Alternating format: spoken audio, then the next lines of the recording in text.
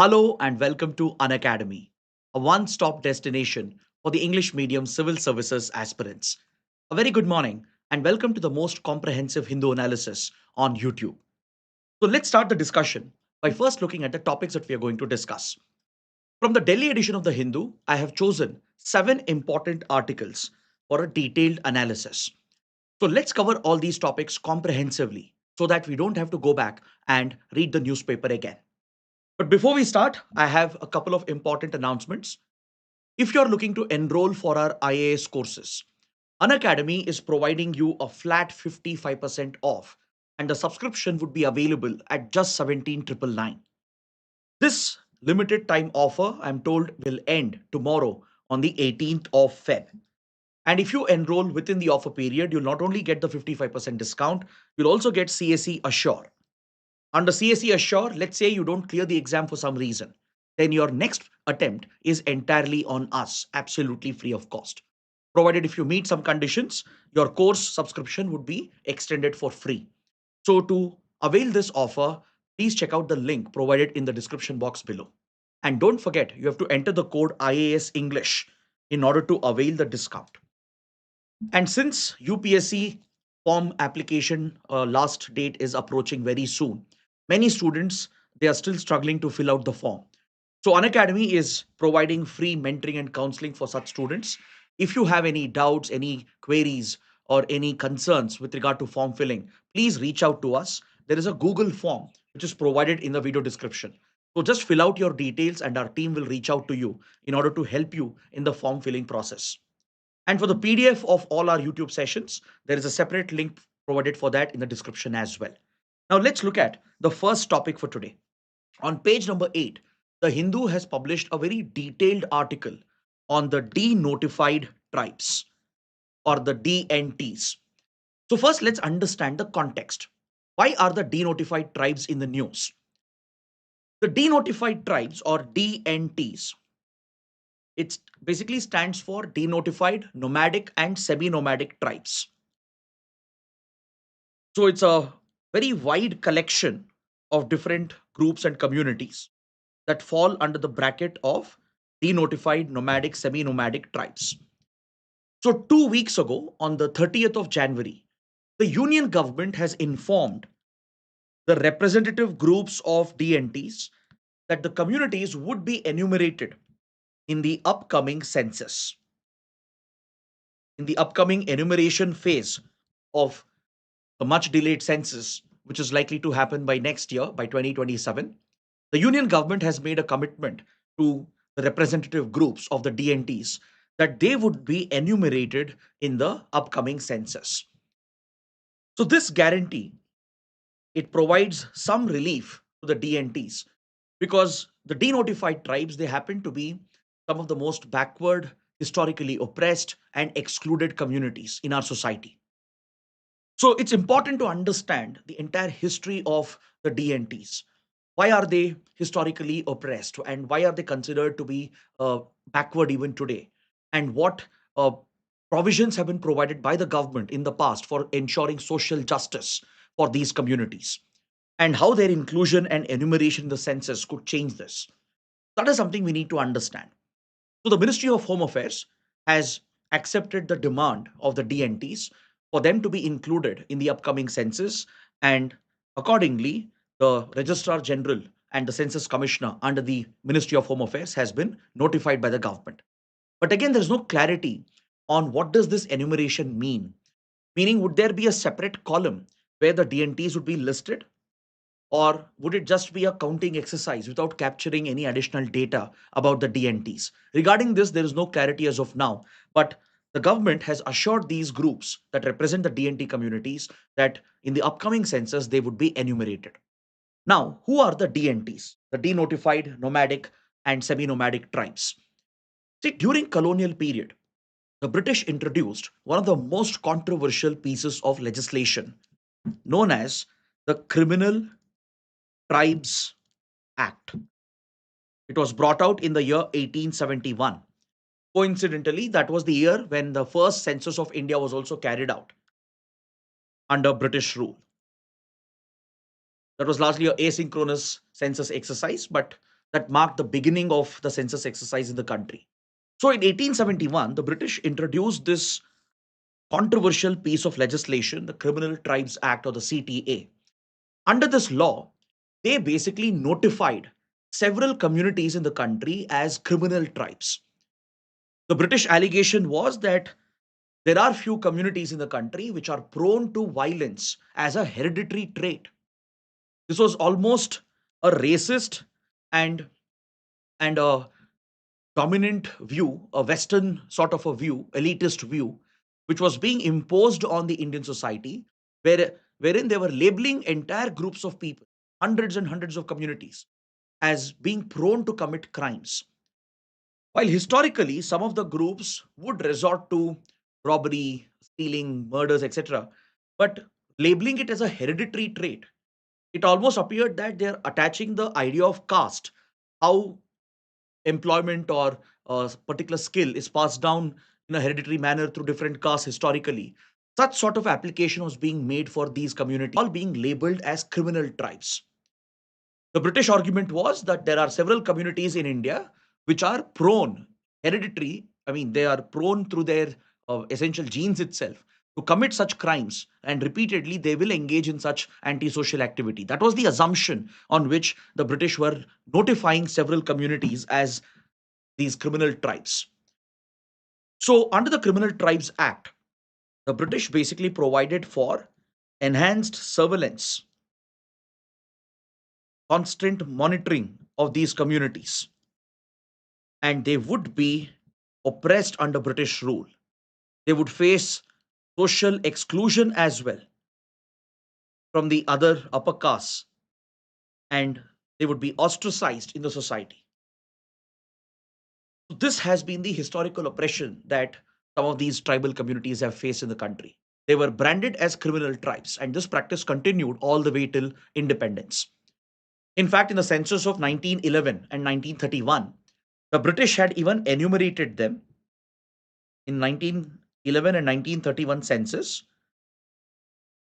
The criminal tribes were counted, and that's the last available data we have on these communities. After that, no further enumeration has been done in any of the future census that was carried out. So the last available data on these communities goes back to 1931. So post independence, a lot of changes, of course, have taken place.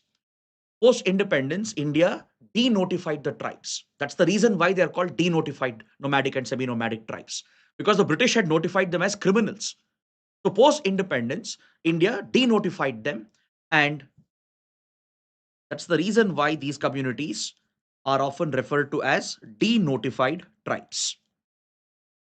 So in 1952, the government of India repealed the Criminal Tribes Act, thus denotifying these communities.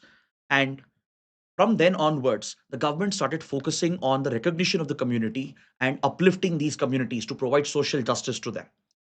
So various commissions were set up. For example, we had the Iyengar Commission in 1949, which went into the socio-economic status of these communities. But the most important and consequential commissions with regard to DNTs and their welfare would be the Renke Commission and the Idate Commission.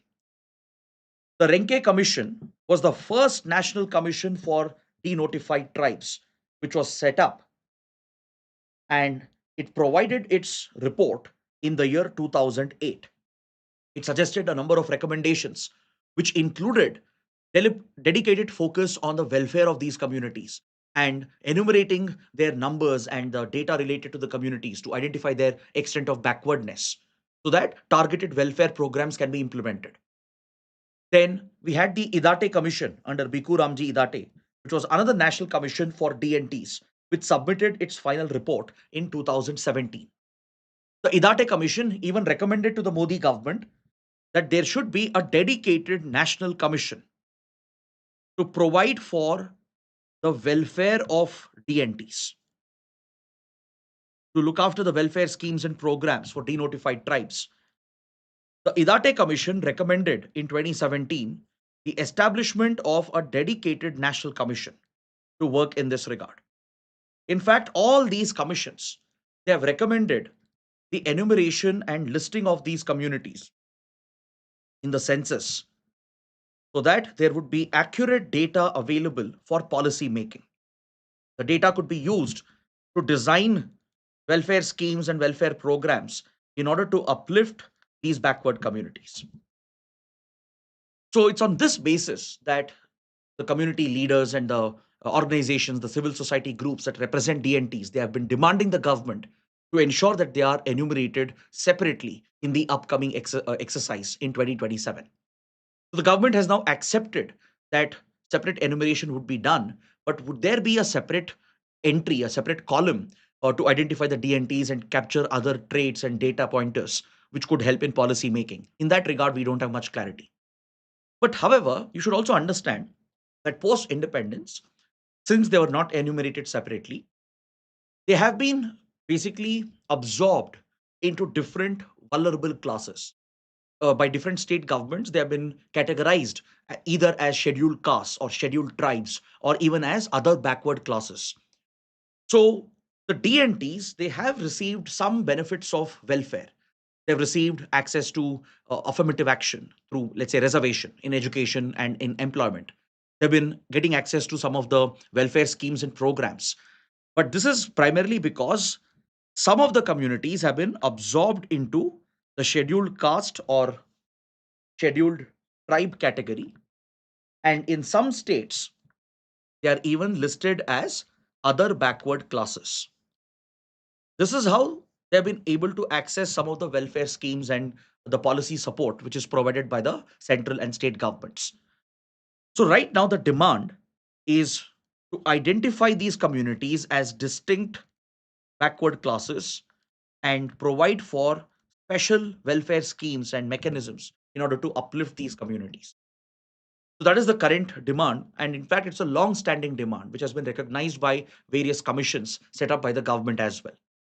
In fact, the Idate Commission, which had recommended the establishment of a national commission for their welfare, this recommendation was not accepted by the government because the government felt since DNTs have already been recognized or accepted as SCs, STs, and OBCs, and they're already having access to welfare schemes and programs, the government has instead decided to set up a dedicated welfare board. There is a welfare board for DNTs, which was set up by the Modi government. So the Idate Commission had recommended a dedicated national commission. But since the DNTs had already been absorbed across states into SC, ST, and OBC category, and they were already having access and enjoying the benefits of some of the welfare schemes and programs, the government has instead set up a welfare board to provide for social justice and their social upliftment. So, if you're aware of these basic details, the brief history of DNTs, their historical oppression, their social exclusion, and their fight for social justice, this is more than sufficient. So, based on this, you can even practice a answer. I'll give you a question as well so that you can practice your answer writing. Now, let me introduce you to one particular scheme, a welfare scheme, which the government of India rolled out in 2022, which was specifically meant for the empowerment of the denotified tribes. It is called the SEED scheme of the Ministry of Social Justice, Scheme for Economic Empowerment of Denotified Tribes, which was introduced in 2022. So, under this scheme, the ministry had set aside around 200 crores to focus on education, health, and livelihood interventions to support the denotified tribes across the country. But what is unfortunate is that a small fraction of this amount has been spent, and a large part of this allocation remains unspent by the ministry. This highlights the poor implementation of the seed scheme. Though around 200 crores was set aside to be spent over a period of 5 years to focus on livelihood, employment opportunities, skill development, education, and healthcare interventions, a very, very small fraction of this amount has actually been spent by the ministry. And the rest of the funds, they remain unspent. So this again highlights the concerns, and it in a way justifies the demand of the DNT communities and the groups calling for separate enumeration, and based on that, they are asking for welfare schemes and programs which will particularly target the DNTs. According to Niti Aayog, there are around 1,200 plus communities across India which fall under the category of denotified tribes. Easily, there are 1,200 plus communities. So now, in the upcoming census, if the government is serious about this commitment, if it is looking to enroll them separately, the upcoming census, have a separate column where this data gets captured, along with few other key indicators, which helps understand their socioeconomic status. Based on that, adequate policy planning can be done to provide for targeted welfare, which could be a improvement over the existing seed scheme. And maybe accepting the recommendations of Idate Commission and setting up a national commission, like how there's a national commission for scheduled castes, scheduled tribes, backward classes. On similar lines, if there is a national commission with at least statutory status, if not constitutional status, it could go a long way in helping deliver social justice to one of the most neglected and oppressed communities in the country. So please take up this practice question for your answer writing practice. It is a topic you can expect in GS paper 2 under social justice and polity and governance, or you can use these key pointers in a related essay topic on social justice, right? Or you can even bring references in ethics as well. So you can easily apply this concept and the knowledge you have basically gained through this topic across multiple subjects. Now, moving on, we will talk about a very interesting article written by the Chief Minister of Tamil Nadu himself, M.K. Stalin. So, before I take up the article, of course, I would like to give you a disclaimer. Since it comes from a political leader, obviously the article would have a certain bias. But the article does help you understand the concept of federalism, how centralization, excessive centralization, could be a threat to federalism, and why excessive centralization is not suited for India's political structure. That is exactly the theme which is being explored in this article. Essentially, the Chief Minister of Tamil Nadu is calling for greater decentralization, greater devolution of powers to the states. He is urging the center to respect the boundaries and the jurisdiction and the authority of the states in order to uphold the spirit of federalism, which is part of the basic structure of the Indian Constitution. So, of course, you need to be aware that the article would definitely have a certain bias, a political bias, but we will mainly focus on the conceptual part that you can gain from this particular article. So, federalism, as you know, is seen as part of the basic structure of the Indian Constitution. It has been clearly reiterated in the SR Bommai case as well, the landmark SR Bommai case of 1994. In fact, in the SR Bommai case, the Supreme Court even pointed out that states are not mere appendages of the union. They're not mere extensions of the union, right? It means union can't mistreat the states or take over their jurisdiction or try to curtail their authority. The union can't enforce itself on the states. The states are supreme in their own jurisdiction. And this is something the Supreme Court has clearly recognized in the SR Bommai case, that states are not appendages of the union. And in fact, states are supreme within their allocated jurisdiction. As you know, under the Indian Constitution, under Schedule 7, the boundaries of the union state, it is clearly demarcated. Subjects are divided into union list, state list, and concurrent list. So, in the jurisdiction assigned to the states have supreme authority in those domains. And that's why, in the SR Bommai case, the Supreme Court clearly marked and pointed out to the central government that you can't treat states as mere appendages of the union, and you need to recognize and acknowledge the jurisdiction and the supreme authority that states exercise within their given domain. So, when you look at federalism and when you look at the overall structure and the center state relations and how the constitution envisions this relationship, clearly there is a unitary bias in the Indian constitution. I'm sure any student of polity would have read about this, that though India is a federal setup and federalism is a part of the basic structure, there is a clear unitary bias in the constitution. And the Chief Minister of Tamil Nadu acknowledges this fact and also helps us understand why there is a unitary bias. Because he post independence in 1947, India's founding fathers, India's constitution makers, the Constituent Assembly, they were dealing with some of the most pressing and most difficult challenges when it came to drafting the constitution. The biggest concern was, how do you build a strong union?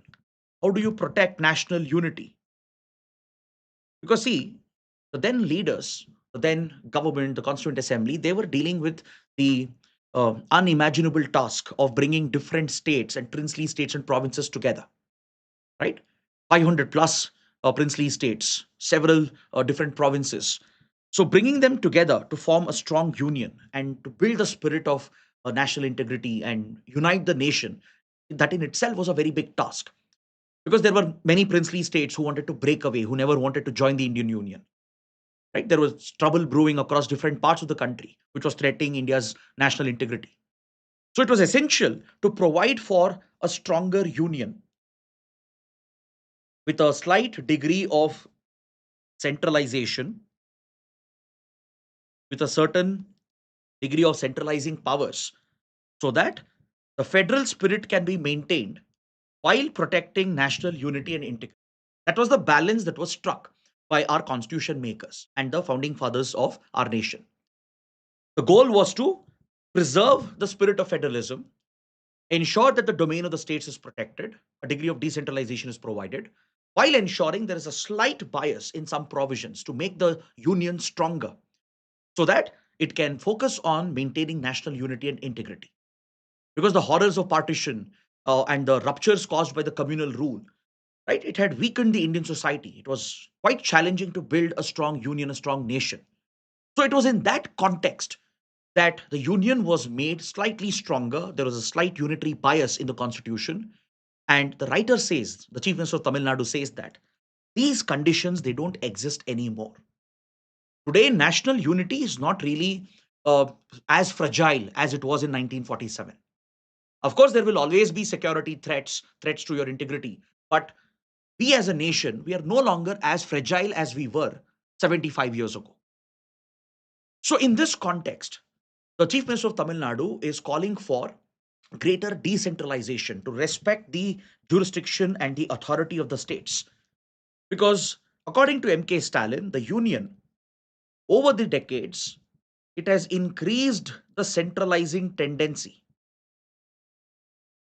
And he's pointing out that different governments, ruling parties at the center, are responsible for this centralizing tendency, which has today become a normal. He refers to dynastic politics and the era of the Congress, how states were largely seen as appendages, right? And he refers to the increasing centralizing tendency that was seen probably in the 70s and 80s. He refers to the coalition era, the late 80s and early 90s, and in the late 90s as well. And he points out during the coalition era, the states were able to slightly reassert themselves. And this was very conducive for greater decentralization. But now, in the last decade or so, the Chief Minister of Tamil Nadu is pointing out that we are seeing the return of the centralizing tendency, where the union believes that it only has the right mandate, experience, and authority to run and govern the country. It almost feels like the center doesn't trust the states to carry out the basic administrative work. And the center feels this need to intervene and interfere in every single domain, even though it doesn't belong to the center sometimes. So the Chief Minister of Tamil Nadu is referring to various centrally sponsored schemes, how the center creates several conditions and essentially controls the funding to the states and even places the burden of financing such programs on the states to some extent. And along with that, it expects the states to strictly abide by the conditions laid down with the center to receive any financial support and funding under centrally sponsored schemes. MK Stalin is also referring to the Finance Commission allocations, how the center has a great degree of control over the finances of the state, the distribution of tax revenue has been a point of contention between center and states. The office of the governor, which has been highly controversial, not just in recent times, but since many decades. There has been a tendency for the ruling party in power at the center to treat the office of the governor as an agent of the center and try and meddle with politics at the state level, particularly in opposition ruled states. So, this is what MK Stalin is referring to, the tendency of the union in general to centralize powers, to concentrate more powers in its hands. And this weakens the authority of the state. It undermines the legitimacy of democratically elected governments. In fact, the Chief Minister of Tamil Nadu correctly points out that when it comes to authority, authority should be exercised by those who have right knowledge and those who can be held accountable for their actions. Authority should be present as close to knowledge and accountability as possible. Now, let's say, for example, in a subject like water management or land, or let's say even police and law and order, these are subjects where state has complete jurisdiction. So state exercises full authority in these subjects. Now, the state is more effective in policing, in maintaining law and order situation on the ground, in dealing with land related issues, and as well as with regard to water and other local issues.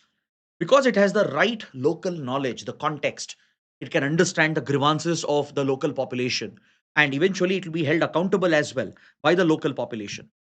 But when the center tries to intervene in such areas and domains where it may not be the closest to the knowledge and accountability, right? Where it tries to subvert the state's authority and tries to exert its own authority, the center may not have the appropriate knowledge and accountability. It may not be held accountable for its actions. It may not possess adequate information about the local context. And in such cases, it's better to allow the authority which is closest to that knowledge and accountability to exercise the authority on the ground. So, this is a very conceptual argument that he is making, that federalism has helped India to thrive. It has helped uh, in regional development, it has helped in focusing on the ground level issues. So, a decentralized setup with certain strong unitary features is a right mix of balance. For example, in subjects like defense, foreign policy, and with regard to, let's say, national planning or budget, this is where the center should be exercising its authority. In defense, in foreign policy, in communication standards, regulating communications, for example, dealing with interstate issues,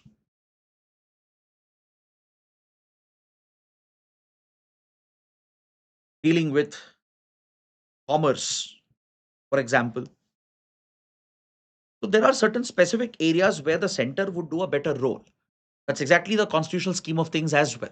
But if the center tries to overstep its jurisdiction, entering into the domain of the states, even in concurrent subjects, MK Stalin points out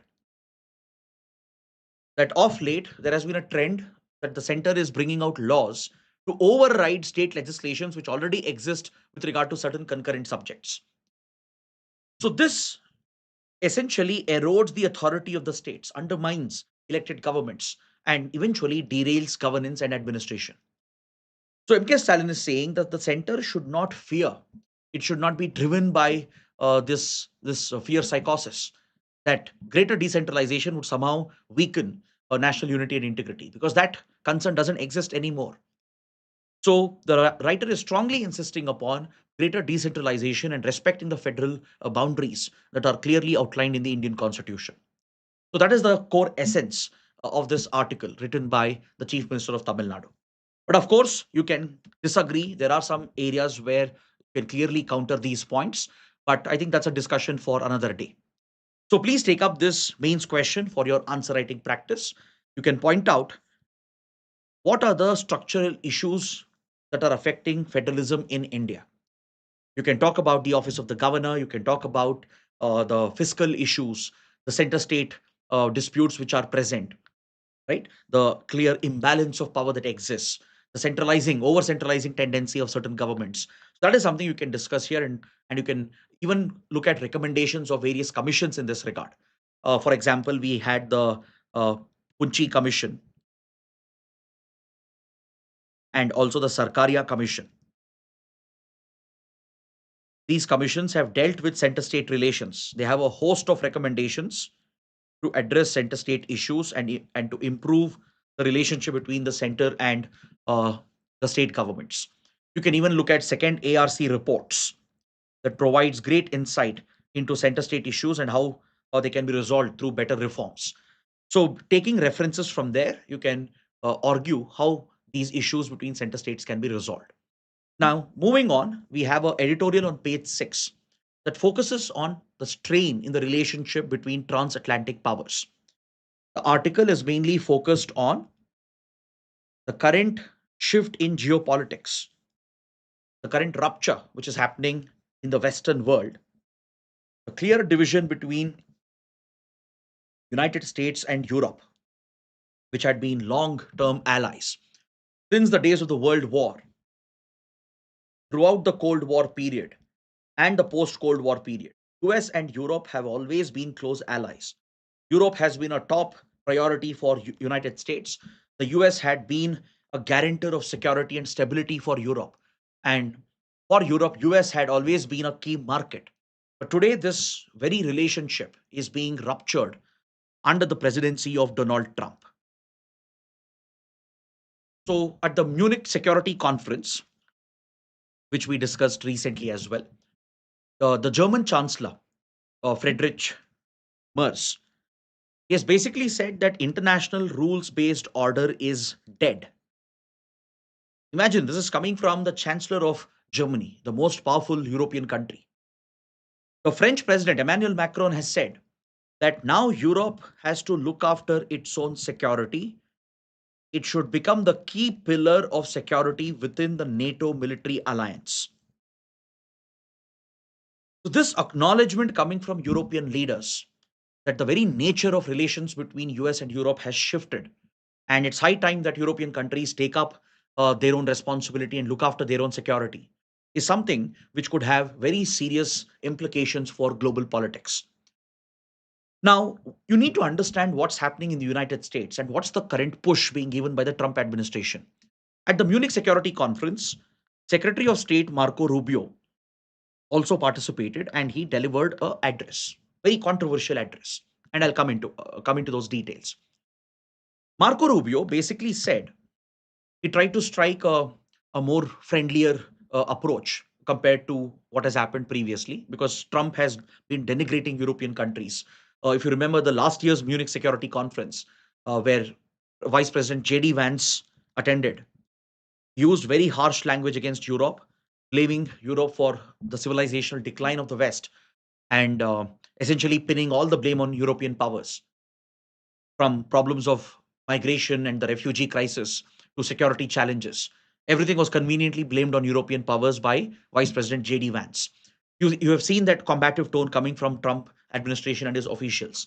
So this time, Marco Rubio, the Secretary of State, appeared to strike a conciliatory note. But it was not a genuine conciliation. Marco Rubio said there is a chance still available for US and Europe to work together, to act as a collective group.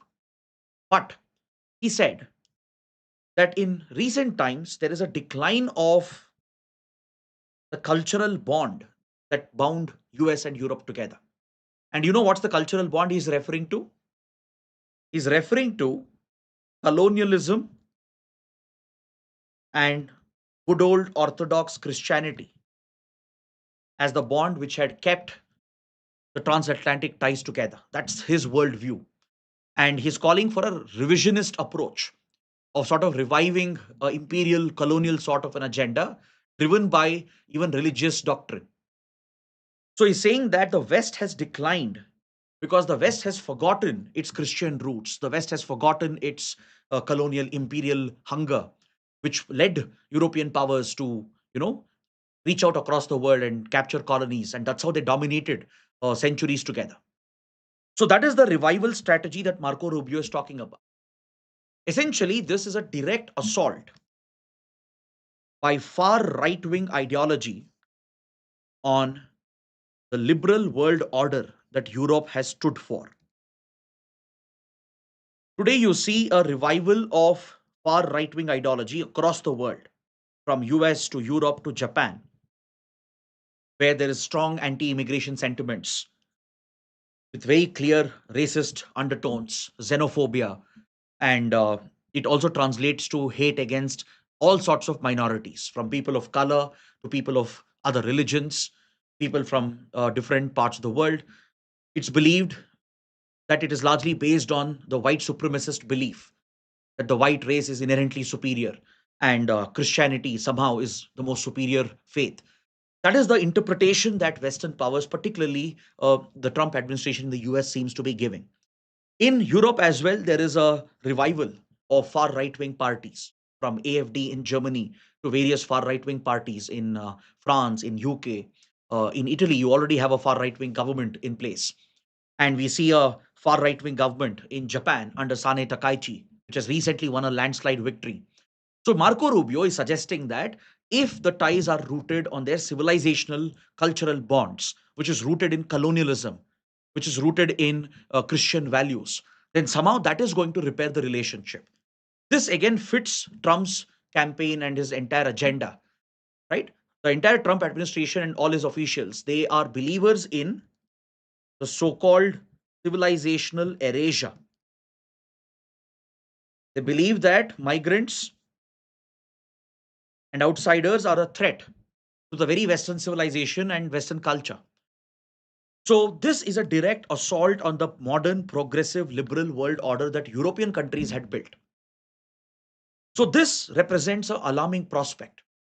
Marco Rubio is basically suggesting for a revival of colonial tendencies and religion based state policies, or at least in some way, state policies that are inspired through the church. And this is quite alarming because this essentially goes against the very nature of modern democratic liberal progressiveness that the world has seen. So the editorial is urging European powers to treat this as a final warning, to wake up and look after their collective security without depending on the United States. So it's of utmost importance for European powers to reduce dependency on United States as early as possible. That is a realization that European leaders also have had, from the British Prime Minister to the French President, even to the Italian Prime Minister. Though Melanie comes from the same ideology, there is a clear realization amongst European leaders that they can't depend on the US for defense, for security, even for economic stability.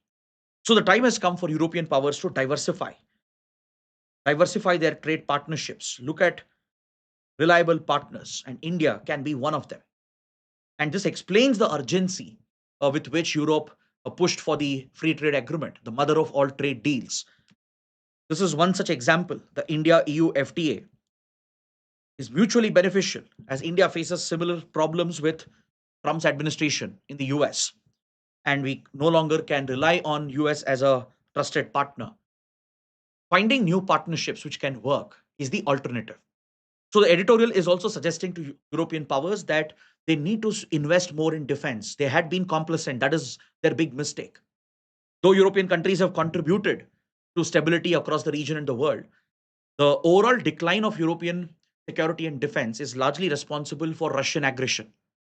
And that's why the editorial is urging Europe to strengthen its deterrence against Russia, try and quickly end the war in Ukraine by reaching out to Russia, bring back some normalcy and stability, and focus on diversifying their partnerships and reduce their dependency on United States. So this is the diplomatic strain, the geopolitical strain that you see in transatlantic relations. A complete resetting of the Western world order is underway right in front of us. Now, moving to the next topic on the front page, there's an article related to the Great Nicobar Project. The National Green Tribunal has given the full and final clearance, giving a go ahead for the government of India to kickstart the Great Nicobar Project. The Great Nicobar Project is a very ambitious project of the Modi government to set up strategic projects in the Andaman and Nicobar, which can be of great economic and strategic significance for India. So, as part of the Great Nicobar Project, India is planning a massive international transshipment port, which can emerge as a major shipping hub, a transshipment hub for the region. If you look at um, some of the modern ports like Dubai, Singapore, Colombo, these are the biggest transshipment hubs that are present in our immediate neighborhood, right? So, India has been heavily dependent on these transshipment terminals of other countries. So it's high time for India to focus on such critical infrastructure. Recently, we have come up with a transshipment terminal at Virinyam in Kerala, and that is transforming the very shipping rules and India's economic landscape. So, a transshipment port at the Great Nicobar Island, which is close to Strait of Malacca, is not only of great economic significance but can be of great strategic significance. This is where India has a tri-service command, a unified command, where the Army, Navy, Air Force, they are operating under a unified command. And this is where India projects its military power across the Malacca Strait towards South China Sea and helps counter Chinese influence in the region. So projects such as these are of great national importance. India is also planning a new airport and a huge power plant to meet the energy needs of the airport and the transshipment facility which is coming up, and also a massive township with a proposed industrial cluster which might come up later. So, this mega project is without a doubt of great national and strategic and economic significance. But, however, a mega project such as the Great Nicobar project, which is slated to come up in Great Nicobar, of course, it raises a lot of environmental concerns. Given how sensitive the ecosystems are in the Great Nicobar, it's already part of a biodiversity hotspot. It is home to sensitive threatened species. For example, there are very delicate coral reefs present over here, which could definitely face damage from these proposed projects. Then you have threatened species such as the leatherback turtles, which is listed as vulnerable by the IUCN on the IUCN Red List.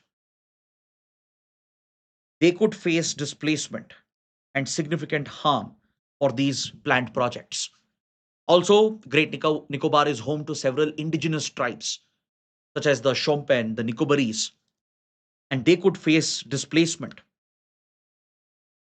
which could result in social consequences as a result of the project. So, the project has indeed faced a lot of criticism and opposition, and NGT had given its initial environmental clearance back in 2022. But this clearance was opposed.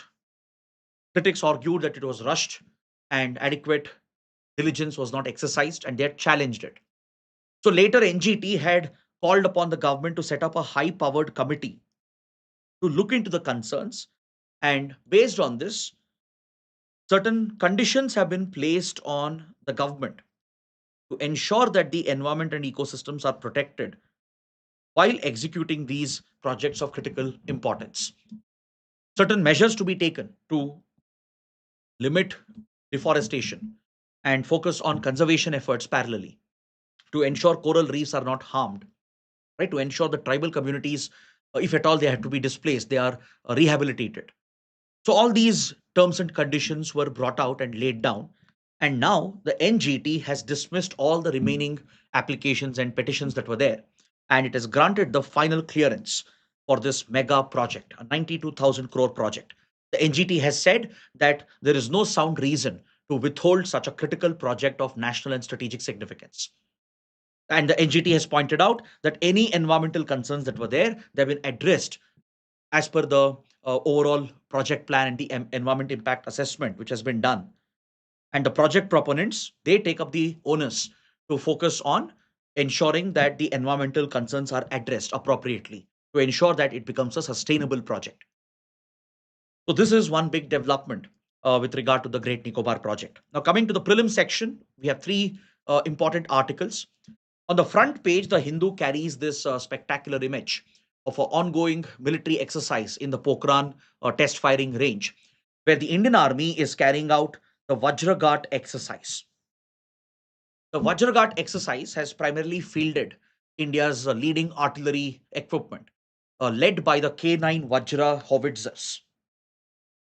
So the tank-like armored vehicles that you're seeing in this image, they're not your regular battle tanks. These are actually towed artilleries known as howitzer guns. And the K9 Vajra is one of the latest entry into the arsenal of the Indian Army, which has really strengthened India's artillery equipment. The K9 Vajra is primarily the Indian version of K9 Thunder, which is a South Korean howitzer. The South Korean weapon product, defense platform, developed by multiple South Korean defense companies, including Samsung and Kia. So India bought the K9 from South Korean defense vendors, and today it has been inducted into the Indian Army, and it is one of the primary howitzers that Indian Army is fielding. There are different howitzers that Indian Army is currently operating. Can you find out which are the other howitzer artilleries which are in duty on the side of the Indian Army? There are few more that we have procured. So can you mention that in the comment section below? Which are the other howitzer equipment or the artillery equipment that we have? Now coming to the K9 Vajra, it is known for its unique features and capabilities. It's essentially a self-propelled howitzer. It doesn't require towing like the older version of the howitzers which used to come. For example, if you look at the Bofors, right, it has to be towed with a truck. But these are self-propelled, right? They propel themselves, and it can be deployed in very difficult terrain, high altitude regions, cold deserts, in let's say even in the Thar Desert. Even in such difficult terrain and topography, it can be easily deployed. And it is known for its high speed firing rate and high accuracy as well. It has the shoot and scoot mode where it can fire and keep on moving without remaining stationary. It has very good armor as well, which can withstand shrapnel from enemy fire. And it has a very good rate of fire, a very high rate of fire. It can easily fire 3 rounds in within 30 seconds with a decent range, making it a very formidable artillery equipment. So please find out the other modern howitzers or artilleries that Indian Army has procured, and please mention that in the comment section below. Next, on page 9, there's a detailed article that refers to a concept known as district cooling. So there can be a prelims question on this. What is district cooling? What does it refer to? District cooling refers to a centralized cooling solution. See, today, as the temperatures rise due to global warming, as heat waves become more common, it is almost essential in each and every building to have a cooling solution, right? Essentially, your air conditioning. So if every building, let's say every commercial complex, malls, every factory, IT parks and tech parks, or government buildings, or individual houses and apartments, if each and every building has a separate air conditioning facility, that may not be the most efficient and environment friendly path towards cooling solutions. And the demand for cooling solutions will increase going forward, particularly because of data centers and AI, which would take the center space. So, in this article, the article is exploring the concept of a centralized cooling mechanism, which is referred to as district cooling. In district cooling, you have one central unit, a massive central unit, which can provide chilled water through insulated pipes for an entire township or an entire neighborhood. Imagine there is a special economic zone consisting of 10, 12 different tech parks. Instead of having individual ACs for each and every building and floor, what if there is one centralized cooling facility that supplies chilled water, which later is pumped across buildings through insulated pipes and used for cooling the entire facility? Or one entire residential complex, one entire apartment block can have just one cooling solution. And this is considered to be a much more efficient, energy efficient system. It can save on electricity It can provide for better cooling as well, and it can be more environment friendly. So that cooling concept of having centralized cooling units, which will take care of the cooling needs of a large space. So maybe in a large city, you can have few centralized units where such district cooling is provided, and this could take care of the individual cooling requirements. For example, in Europe, you do have centralized heating, like how in some European countries they supply natural gas through piped connections, right? And they heat it up and they use it to heat water, and hot water is pumped through pipes to individual buildings, which provides for more efficient centralized heating solution. So this is the cooling alternative, a centralized cooling solution, which is referred to as district cooling. Coming to the last topic for today, researchers have come up with a new strategy to deal with genetic disorders. The genetic mutation is primarily responsible for a number of diseases that we all suffer from. Studies have shown that nearly 25% of several diseases that humans suffer from, they are a result of nonsense genetic mutations. What do you mean by nonsense genetic mutations? These are mutations which are not actually necessary. They're not supposed to happen. But still, nature is so amazing and very hard to understand that there are several nonsensical mutations which happen constantly, right? And it happens in human beings as well. So this mutation that happens, it often ends up blocking certain protein structures from being formed, and it halts the formation of the ideal genetic structure. And this in turn reflects as genetic disorders and various diseases. It could increase your proclivity for certain types of diseases if you have certain types of nonsensical genetic mutations. So it could be on just one strand where the protein structure has been affected, and that person would become vulnerable for different types of diseases. Now, for intervening with such genetic mutations and to prevent such diseases from occurring, to let's say prevent such disorders or to treat such disorders, previously the known approach was you have to focus on the affected gene, which means it has to be customized for each and every patient, right? You need to identify the genetic profile, the mutation, the exact changes that have happened, and then there are few methods, including CRISPR-Cas9 and other forms of treatments through which the genomes can be rectified to some extent to slow down the disorder, or at least to arrest the regressive conditions, or at least to make life better for those suffering from these conditions. But it required customized intervention for each and every patient.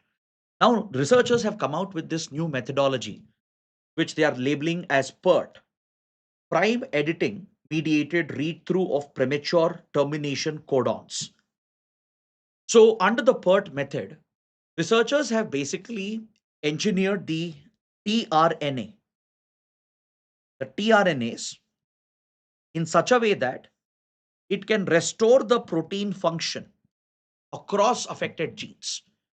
So, this is like one common solution.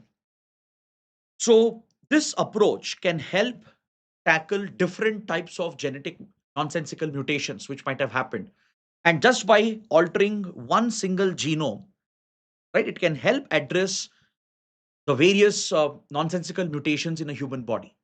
You don't need specific interventions for each nonsensical mutation. Instead, through the engineered tRNA, through the PERT method, it is possible to ensure that all the other affected protein structures can be normalized through this method.